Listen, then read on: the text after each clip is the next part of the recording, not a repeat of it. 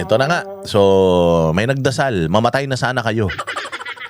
Namatay si Enrile. Putsang ina, sabi ko nga sa inyo, no? Namatay si Enrile. Ito yung sinasabi ko. Ito yung hindi maganda kay Enrile. Kasi, naging part siya ng history ng pagbagsak ng diktadoryang Marcos. Tapos, nagsilbi siya ng matagal. Hanggang umabot siya ng 100 mahigit na taon. Marami namang mga nagawang mabuti yan. Marami rin mga nagawang kasalanan yan. Pero kahit papaano, nakikitaan natin si Enrile na nagsilbi rin talaga sa bayan. Kaya lang, bago siya mawala sa mundo, putang ina, bago siya nawala sa mundo, naging siyang advisor ng isang tarantadong presidente. Kahit ano yung magandang ginawa ni Enrile noong mga nakaraan panahon ng mga dinosaur, panahon ng mga paniki. Kung ano mga magagandang ginawa niya noon, nawala lahat yun. Bakit? Kasi nadikit siya sa pangalan ng Bongbong Marcos So nung namatay siya, si Enrile, ayun, nakita ninyo ang daming nagsabi na buti nga. Ano yan, pupunta ng impyerno yan, ganito, ganyan. Ang daming mga negative. Dahil, bakit? Kasi nga, bigla siyang, nung dumikit siya sa mga Marcos, nagbago yung prinsipyo niya. Sumuporta siya sa kawatan, sumuporta siya sa adik, di umano. Tapos, marami na rin siyang sinasabi against sa mga Duterte. Samantalang noon, hindi naman siya ganun. Dahil nga, naging parang kalaban na rin siya ng mga Duterte. Nung namatay siya, utang ina, yung mga totoong tao, yung mga Duterte supporter. Di pinagtatawanan siya. Eto na. Namatay naman ngayon si Cabral. Namatay ngayon si Cabral, ang dami-dami ring mga chismis. Ang chismis, baka tinulak, baka nadulas, baka ganito, yung asawa sangkot, yung driver sangkot, na baka tinulak ni Martin Romualdez yan, o ni Sandro Marcos. Kaya nung Yap dyan sa Baguio, baka hindi ko sinabi tinulak nila. O yung mga sindikato, kung sino man yan, and so on and so forth. Itong Cabral, ganun din Itong Cabral, mga bossing, itong Cabral, dati rin tong matagal na 45 years tong nanungkulan sa gobyerno. At marami tayong mga nakikita na mga post ng mga dati niyang mga kasamahan na she was before a clean government official. Maayos, maganda, soft-spoken, magaling siya magtrabaho kasi hindi naman tatagal yan 45 years sa panunungkulan or sa public service kung hindi maayos yung tao na yan. So maayos yung tao until naging kawani siya sa pamahalaan under the most corrupt government, the most corrupt president, the most tanga, bobo at walang kwenta na presidente na si Bongbong Marcos. Nalagay siya dyan. Nangyari kay Cabral.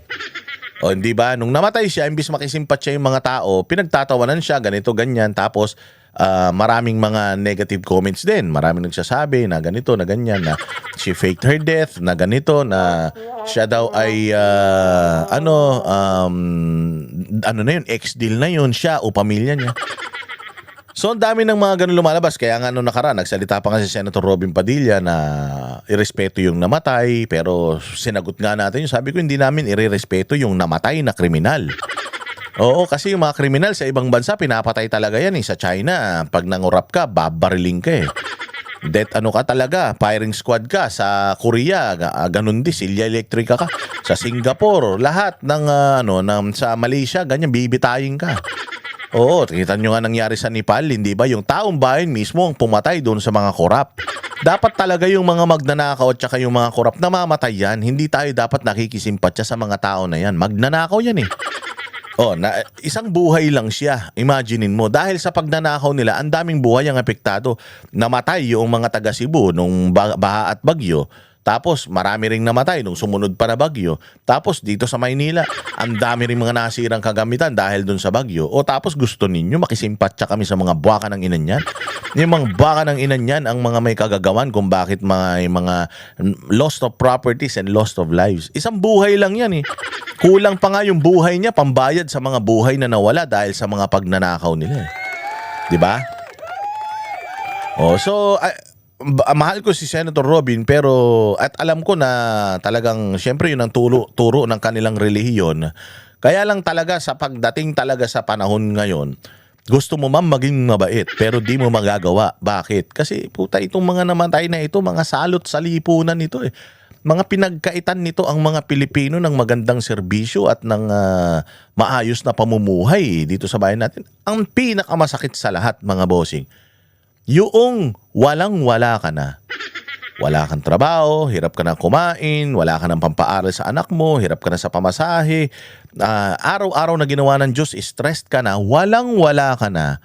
Yung halos talagang ilang gutom na yung tinitiis mo, yung mga anak mo, ang sakit sa loob ng isang magulang na nakikita mo yung mga anak mo, hindi mo ma-provide yung mga pangangailangan nila.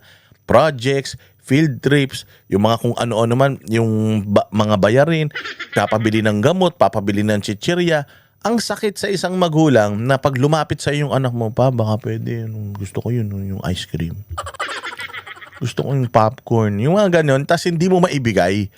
Oo, sasama ang loob ng bata pero mas masama ang loob ng isang magulang na salat ka ni pangangailangan, konting kapritsyo ng anak mo hindi mo maibigay. Tapos ninakawang ka pa. Okay ng ina.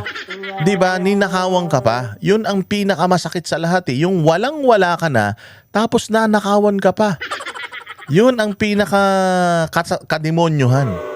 So, masisisi mo ako bilang isang Pilipino na pinagkaitan ng magandang serbisyo na magalit dito sa mga taga-gobyerno na pinapasahod mo na. Pinapasahod mo na, nagnanakaw pa, tapos ang sasarap ng buhay ng mga pamilya nila. Tingnan mo itong Cabral, putang ina yung muka. Mantakin mo, sabi nung noong Purinarya ha, ang layo nung nilaglagan niya. Wala siyang bangas sa mukha. Puta, ang galing nung plastic surgeon na gumawa ng mukha niya. Ang tigas ng mukha niya. Mantakin mo, sa sobrang tigas ng mukha niya, nagpagulong-gulong siya sa batuhan, wala daw galos yung mukha. Yun yung sabi nung Yun ang sabi nung reporter ng TV5. Wala daw galos sa mukha. Pero sabi naman ni Remulla, wasak daw yung ganito. Pero imagine mo, di ba, nagpagulong-gulong ka, talbog-talbog ka, hindi ka makikilala talaga dun. Pucha, hindi lang isang beses tatama yung mukha mo sa batuhan eh.